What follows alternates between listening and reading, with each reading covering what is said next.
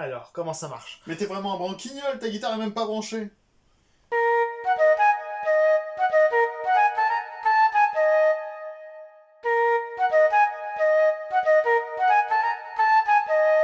Bonjour et bienvenue à tous dans un nouvel épisode de La Matière Noire autour d'un des groupes pionniers du métal mélodique, In Flames. In Flames, c'est quoi? C'est un groupe de métal suédois fondé par Jesper Stumbild. Ce dernier a commencé dans les années 80 avec Ceremonial Oas.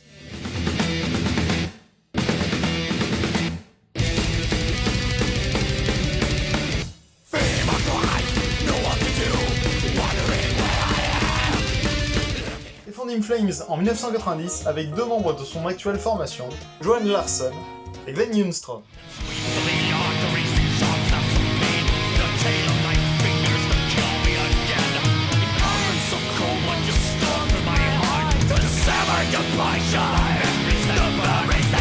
In Flames, au même titre que Dark Tranquillity ou encore At the Gate, fait partie des trois précurseurs du métal mélodique.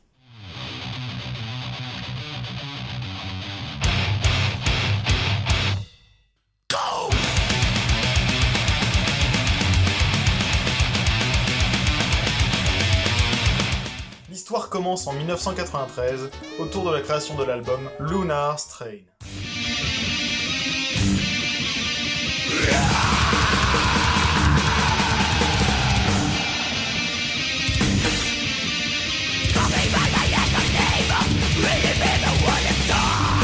Jesper se consacre à une création un peu plus mélodique chez In Flames et quitte son ancienne formation Ceremonial Oas. Cette même année, la formation signe chez Wrong Again Records. Suite à la sortie de cet album, le groupe se fera reconnaître dans l'industrie musicale suédoise. La version studio de l'album sera même chantée par Michael Stan, futur chanteur de Dark Tranquillity.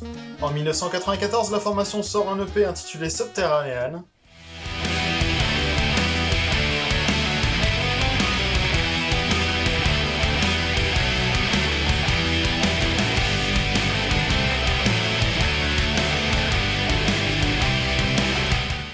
Enke Force qui chantera sur la version studio.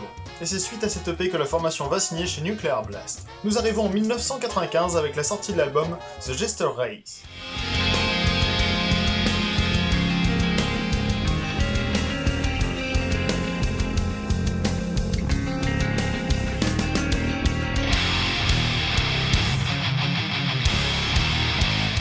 Gelot arrive donc à la batterie, et Anders Frieden, ex-chanteur de Dark Tranquillity, arrive au chant. L'album sera notamment produit par Fredrik Nordström et sera enregistré au studio Friedman. C'est à ce moment-là que la formation se fera reconnaître au Japon et signera pour un label exclusivement pour ce pays, Toys Factory. En 1997 voit sortir le troisième album de la formation, Waracle.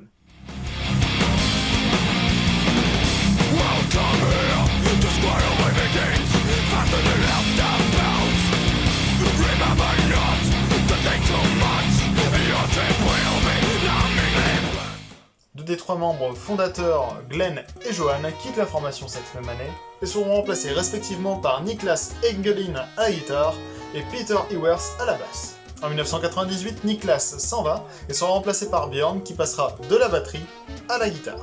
Du coup, on peut dire que c'est un couteau suédois, quoi. De fait, Daniel Svensson rejoint le groupe à la batterie. L'année suivante, en 1999, nous assistons à la sortie du quatrième album de la formation, Colony.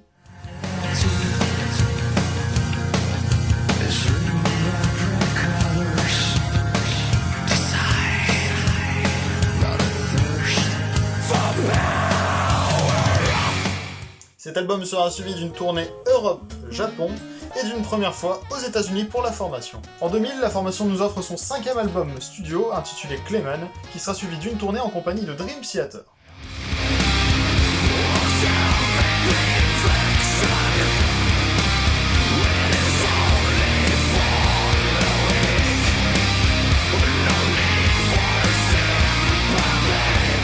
En 2001, c'est le Tokyo Showdown qui voit le jour. Il s'agira d'un album live de la tournée Nippon de l'an 2000. Cette même année, la formation est classée 4ème aux charts japonaises, ainsi que 17ème à celle suédoise. En 2002, la formation nous offre son 6ème album studio, Reroute to Remain. Il sera notamment produit par Daniel Bäckstrand et enregistré au Dugout Studio. Cette fois-ci, la formation se relâche un tout petit peu et bascule dans un métal un peu plus alternatif, un peu plus accessible. On peut notamment relever la présence de chants clairs et de chœurs.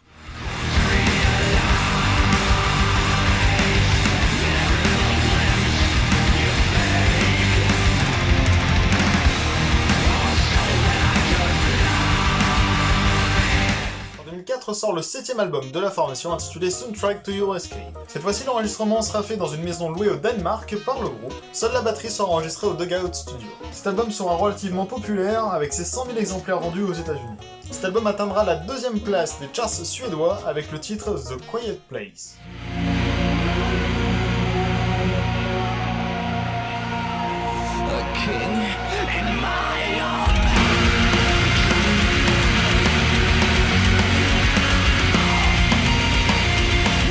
Morceau qui sera même utilisé dans la bande originale de Alone in the Dark. Cette fois-ci, la formation joue pour la première fois en Australie et participera même en 2005 au Ozzy Fest. En 2006, la formation nous propose son 8ème album, Come Clarity.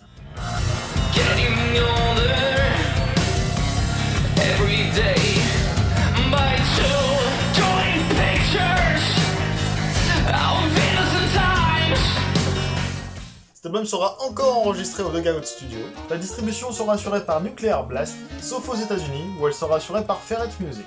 Cette même année, la formation s'engage dans une nouvelle tournée, notamment en Amérique du Nord et en Europe avec Sepultura.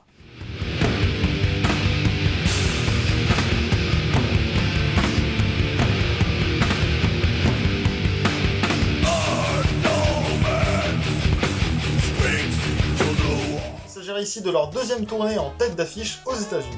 Toujours dans cette belle année 2006, la formation participe au Sons of the Underground et enchaîne avec la tournée Unholy Alliance 2 en compagnie de Children of Bodom, de Lamb of God, des Français de Gojira, de Fanaïs Bleed et de Slayer. Courant 2007, la formation reçoit un Grammy Award de l'album Hard Rock pour Come Clarity. Il s'agira du 3ème Grammy sur 3 albums successifs. Et qu'est-ce qu'on fait en 2008 Eh ben on sort le 9ème album. Le petit dernier s'intitulera Sense of Purpose. Suite à cela, la formation participera au Gigatour 2008, en compagnie notamment de Children of Bodom ou encore de Megadeth. Il sera notamment porté par Mirror Truth.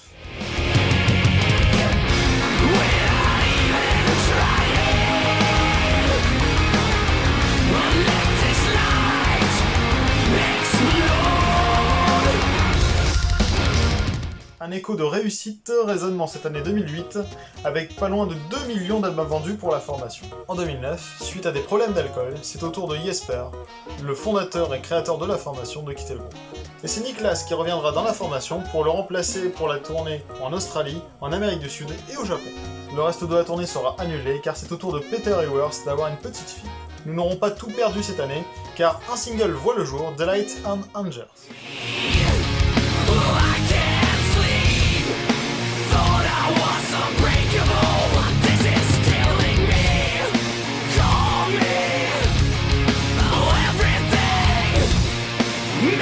C'est en 2010 que le leader et fondateur de la formation quitte le groupe. Il a même l'annoncé sur son MySpace. C'est quoi MySpace? C'est rien, c'était à l'époque où les réseaux sociaux étaient corrects. Cette même année, le reste de la formation participera au morceau Self vs Self de Pendulum sur l'album Immersion.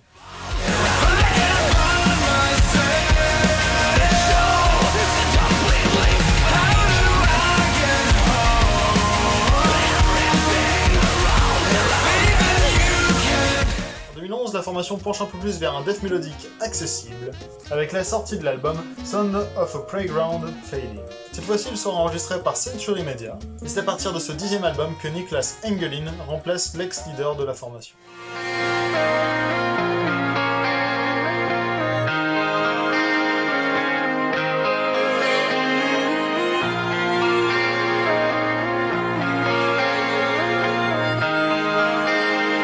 En 2014, la formation nous bercera avec leur dernier album, Siren Charms.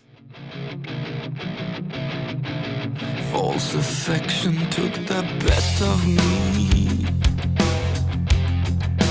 Deep inside, the absent mind, denial. Lors de la sortie de ce 11e album chez Epic Records, la formation met en scène un piratage sur leur site internet. Dès le lendemain, la formation publie un lien vers le soi-disant piratage, et il s'agira donc d'un lien correspondant à la promotion et à l'annonce de la sortie de leur nouvel album. A noter aussi que l'album contient des morceaux vocaux de fans. En 2015, In Flames propose une tournée mondiale, et Daniel Svensson quittera le navire et sera remplacé par Joe Rickards, ex-membre de Red. L'année 2016 sera une année des plus productives avec 2 albums cette fois-ci, un album live et un album studio. Côté live, c'est Sound from the Earth of Gothenburg, Et côté studio, c'est l'album Battles qui voit le jour, produit par Nuclear Blast, porté par le titre The End. Do you think about the end? Or worse, you stay with your last breath and the emptiness in space. Do you think about the end? Cette même année, Peter quitte la formation et sera remplacé par Bryce Paul. En 2017, ils n'auront pas droit à un album, mais à un EP. Ce dernier sera intitulé Down, Wicked and No Good et sera composé de 3 morceaux, plus un morceau live. I'll be fine. I'll be waiting patiently till you see the signs.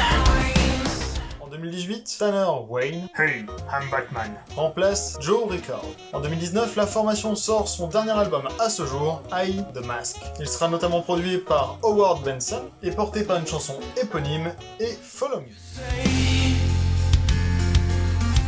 You want it all,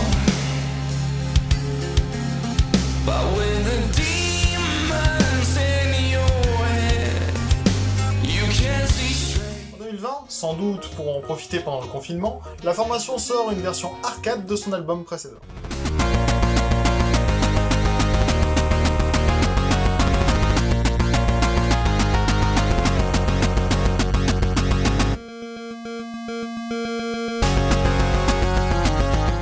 Flames est une formation qui est encore en activité à ce jour, malgré le fait qu'elle soit criée souvent par ses fans de la première heure. C'est notamment une formation qui a beaucoup changé sa marque musicale, qui s'est beaucoup écartée du black metal et du death metal à l'origine de son succès. Ils ont poussé la musique mélodique dans un univers un peu plus commercial, afin de plaire au plus grand nombre. Faut pas nécessairement leur en vouloir.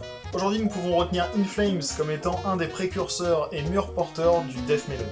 Et c'est sur cette phrase que se finit cet épisode de La Matière Noire. J'espère que ce dernier t'a plu. Tu peux laisser un commentaire avec ta chanson ou ton album préféré de la formation, ou ton avis tout simplement sur cette vidéo. N'hésite pas à la partager. Je te souhaite une excellente journée, une excellente soirée. C'était Axel pour La Matière Noire. Restez bien chez vous. Salut.